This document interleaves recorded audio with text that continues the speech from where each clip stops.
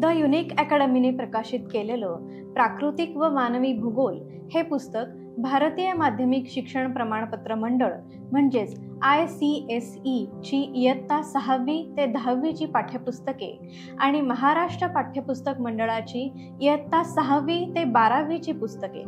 यांचा आधार घेऊन, शिवाय या पाठ्यपुस्तकांमध्ये समाविष्ट नसलेल्या अनेक घटकांचा समावेश करून तयार करण्यात आलेली आहे। यात भूगोल या विषयाच्या प्राकृतिक भूगोल आणि मानवी भूगोल या दोन प्रमुख भागांचा समावेश केला आहे। प्राकृतिक भूगोल या भागात सूर्यमाला, पृथ्वीची उत्क्रांती, अक्षवृत्ते आणि रेखावृत्ते, पृथ्वीची गती, पृथ्वीचे अंतरंग, पृथ्वीचे प्रमुख घटक, खनिजे आणि खडक, मृदा, भूरूपिक प्रक्रिया,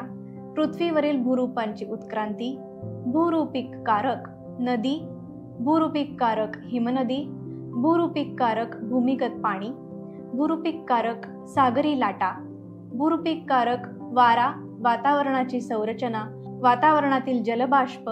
महासागर आणि खंड, पाणी, महासागरी पाण्याची हालचाल, सौर प्रारणे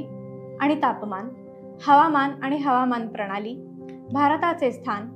भारताची प्राकृतिक वैशिष्ट्ये, नदी प्रणाली,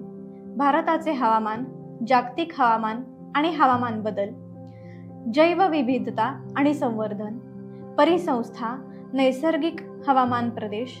नैसर्गिक वनस्पती, वन्यजीवन, नैसर्गिक धोके आणि आपत्ती अशा एकूण 33 प्रकरणांचा समावेश केलेला आहे। तर मानवी भूगोल या भागात लोकसंख्याशास्त्र, स्थलांतर, मानवी वसाहती, मानवी क्रिया, खनिजे आणि ऊर्जा संसाधने,